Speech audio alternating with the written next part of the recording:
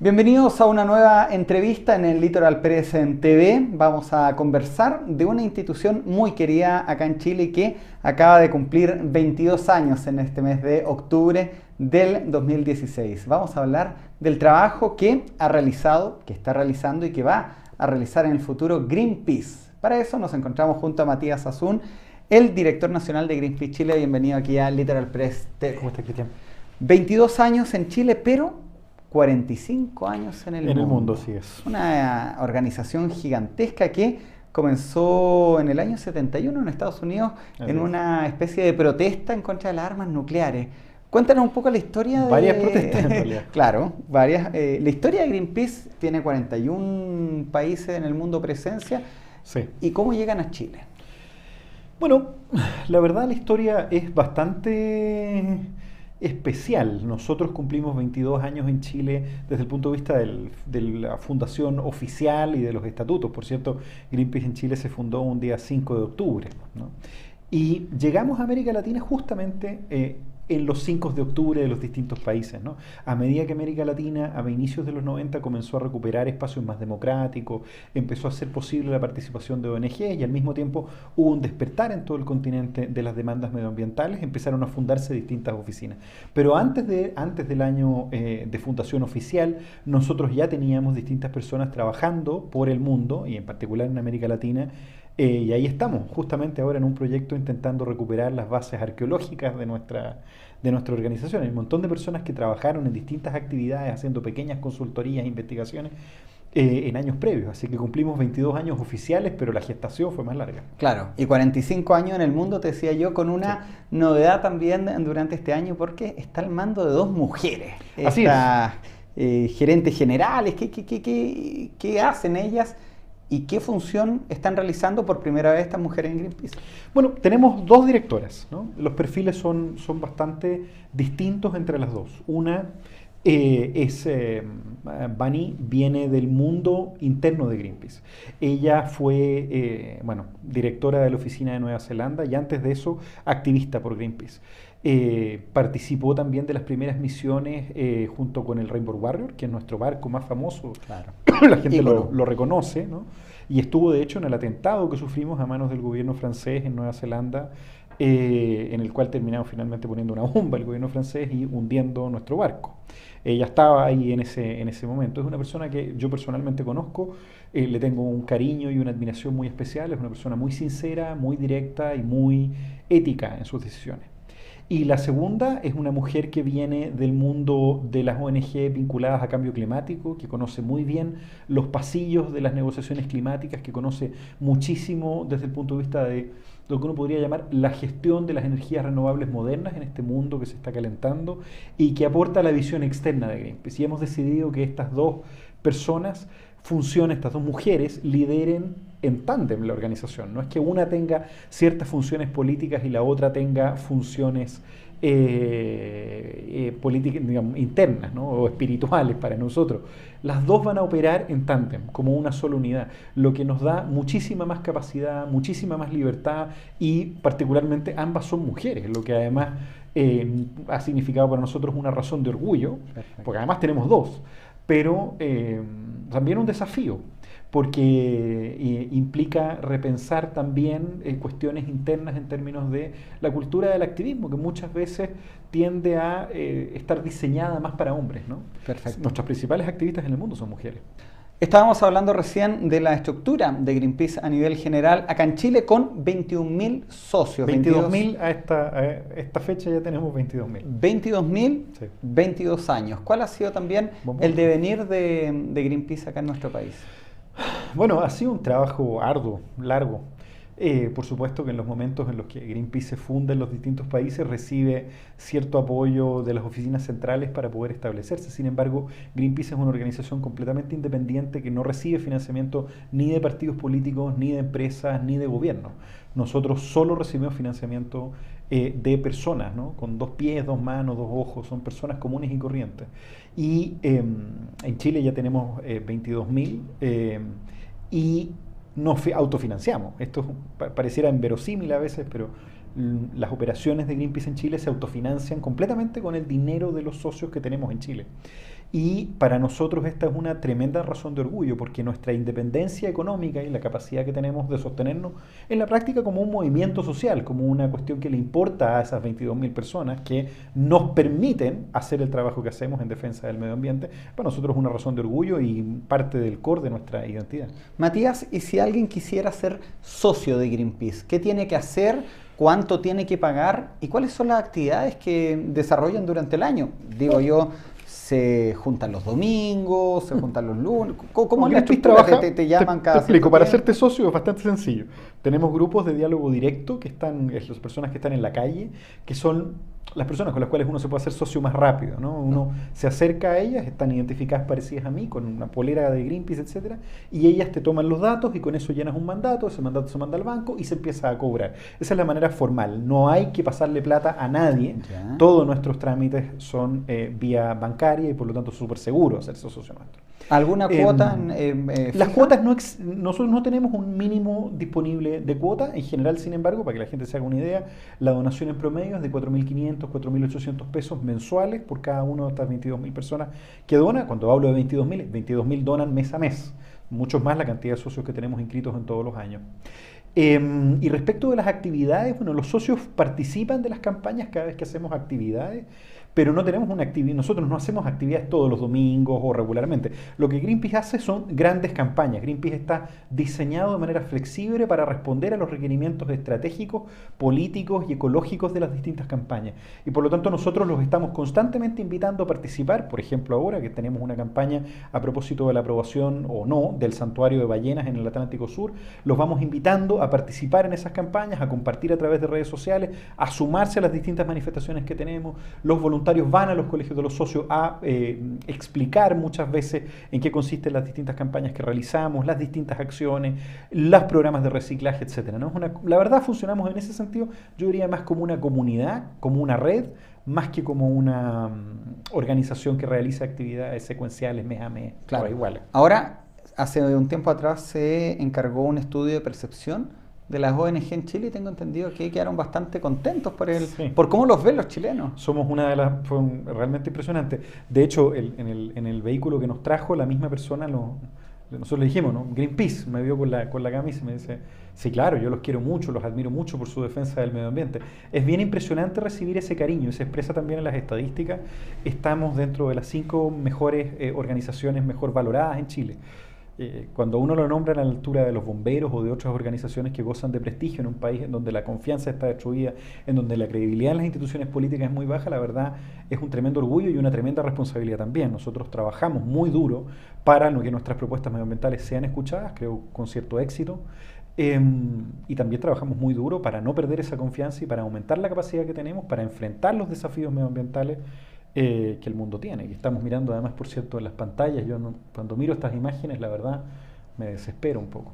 Claro, lo decías tú, estas directoras también que están a cargo de Greenpeace, ellas van a definir el accionar de la ONG en los próximos 10 años. Las Naciones Unidas también terminaron su año, el año pasado, firmando en París un gran acuerdo del cambio climático, que es lo que estamos viendo ahora. Me gustaría saber qué pasa en Chile, por ejemplo, aterrizando el tema en nuestro país con los glaciares. No están protegidos. ¿No hay un marco adecuado jurídico en nuestro país? No, no existen. En Chile tenemos 2 problemas. Uno es el cambio climático, particularmente en relación a los glaciares. Uno es el cambio climático, que por supuesto está derritiendo y afectando glaciares, pero el segundo es la falta de una legislación particular que los proteja. Hoy, en Chile, el agua tiene dueño. Uno puede ser propietario de derechos de agua. Y en estricto rigor, los glaciares son ríos de agua congelada. Yo podría pedir los derechos de agua de un glaciar. Esta es una situación excepcional y bien única, ¿sí? Y por lo mismo es tremendamente urgente que Chile, es absolutamente urgente que Chile tenga y cuente con una legislación que garantice la protección absoluta de estos cuerpos de hielo. Chile cuenta con el 82% de los glaciares de todo el continente. Eso significa que es una de las principales reservas, equivale a cerca de 24.000 kilómetros cuadrados de territorio congelado y equivale a una de las principales reservas de agua de todo el planeta. Es muy poca el agua dulce que tenemos hoy en día para operar. Sin embargo, también, lamentablemente, como parte de esta carencia de una legislación y de tener un país que depende en buena medida de la minería, tenemos uno de los récords de destrucción de glaciares. Ahora, Matías, pero alguien puede pensar, bueno, el glaciar, cierto, se derrite, pero en el invierno del próximo año se vuelve a congelar. Esto no es así, no estamos hablando de nieve. Ocurren dos cosas. Por un lado, el cambio climático efectivamente está haciendo retroceder cerca del 95% de los glaciares del país. De hecho, los más afectados son los glaciares blancos del sur del país. Sin embargo, también hay otros efectos por acción humana que también afectan los glaciares. Como por ejemplo, cuando yo construyo un camino, como hizo Pascua Lama, y divido un glaciar, aumento la cantidad de área de exposición y además aumento el tráfico humano y por lo tanto reduzco la capacidad de ese glaciar de seguir regenerándose. Al mismo tiempo, porque además lo que va cayendo encima del camino, entonces una máquina lo raspa. Lo segundo también tiene que ver con que las explosiones y la operación humana va depositando material particulado sobre la superficie del glaciar. Eso genera que la capacidad de refracción del glaciar sea menor y por lo tanto la aceleración del deshielo es mayor.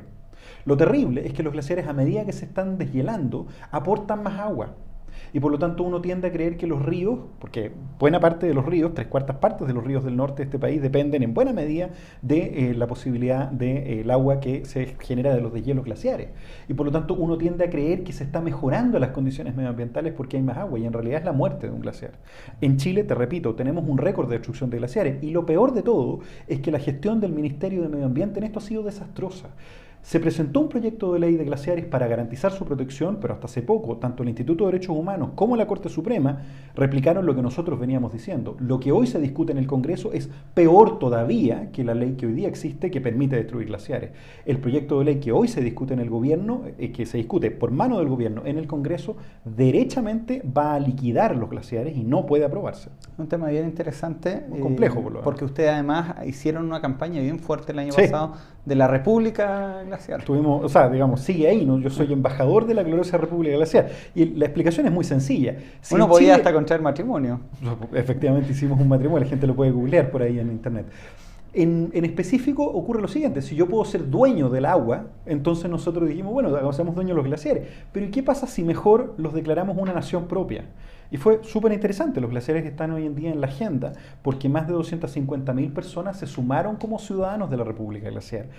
Y el objetivo de la República Glaciar es garantizar que esos glaciares quedan bajo la protección de esos ciudadanos que se comprometen hasta que Chile, de una bendita vez, se haga cargo de los glaciares que tenemos, que por lo demás tienen importancia para todo el continente, no solo para nosotros. Hablabas recién de los glaciares, pero desgraciadamente en nuestro país, lo desprendo de tus palabras, no hay un marco jurídico que los resguarde, que los proteja. Ocurre lo mismo con el mar. A principio de año vimos este desastre que hubo ecológico en Chiloé. Ustedes están desarrollando también una campaña para que esto no vuelva a ocurrir. Sí, pero hay que ser muy claro, en Chile se violaron procedimientos que permitieron que la crisis en Chiloé ocurriera. Es distinto. Hay, evidentemente, hoy día una despreocupación en el mar. Más del 70% de las especies de la pesca están sobreexplotadas. Y nosotros perdimos uno de los sitiales de uno de los países principales a nivel de pesquería, de la salud de nuestro mar y la capacidad de aportar alimento con nuestro mar. Lo perdimos por culpa de la sobreexplotación. Por tanto, es evidente que no estamos cuidando el mar adecuadamente. Sin embargo, lo que ocurrió en Chiloé es de exclusiva responsabilidad de las autoridades. Primero, porque se debería haber previsto que una situación como esta, de hecho, los científicos así lo recomendaron. Digamos, así lo advirtieron. ¿Quiénes fueron los responsables? Hay que explicar un poquito qué es lo que realmente ocurrió. Hay que entender que en la isla de Chiloé, de lo que estamos hablando, ¿no? De la crisis en Chiloé, en la isla de Chiloé ha existido una salmonicultura intensiva durante más de 30 años. Eso ha degradado la calidad del mar, ha tenido un impacto importantísimo en la salud de los océanos. Nosotros ya veníamos monitoreando la situación y lamentablemente nos encontramos con una mortandad enorme de salmones que fue advertida y que ni siquiera fue capaz de ser procesada en una región que tiene vertederos especiales para manejar la cantidad de desechos que genera la salmonicultura. Se sobrepasaron esos criterios y se autorizó de manera express para favorecer a las empresas el vertido de salmones en el mar.